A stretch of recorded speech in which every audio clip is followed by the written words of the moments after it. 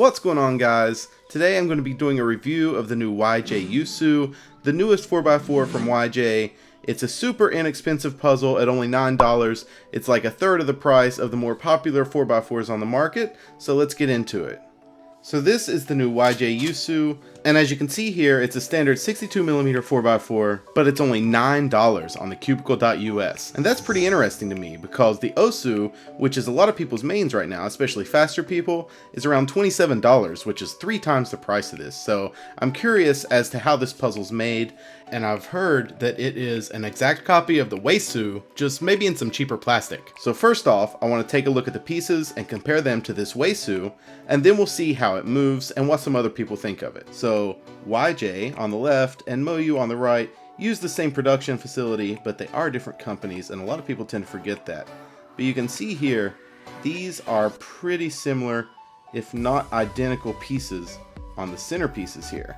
So now let's take a look at an edge piece and see if this holds that all the pieces are the same. And you can see again here on the edge pieces that they are very similar, if not identical. The only difference really is that this is better capped than the YuSu. So that's pretty interesting. Now, even though this puzzle is constructed almost identically to the YuSu, there's definitely a difference in feel, and the only way I can really explain it is that this cube feels a bit cheaper.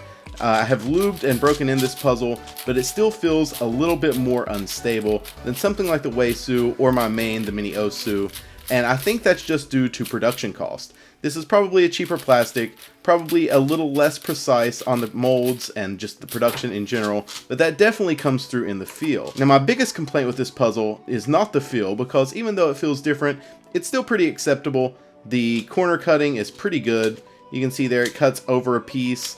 Now, reverse cutting on big cubes, you know, that kind of lags, and this puzzle is no exception. It doesn't really reverse cut that well, but it performs really well.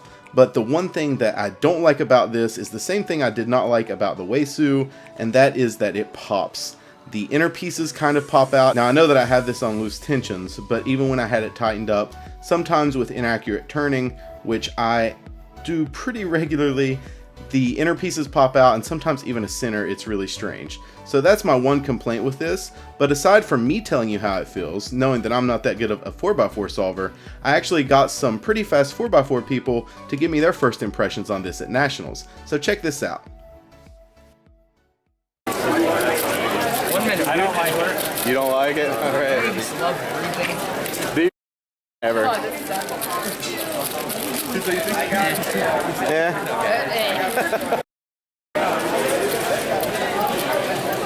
It feels like an YuSu that's not going to break in. Like 3 words about it. You don't like it? I don't like it. You know, Oh shoot, that's 4 words.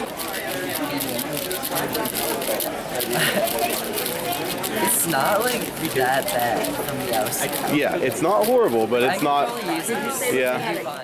So as you saw, there was some mixed opinions, but generally it's kind of in the middle. It's not the best cube and it's not the worst. But if you're looking for a good 4x4 just getting started, this is even cheaper than the new YuSu 4x4.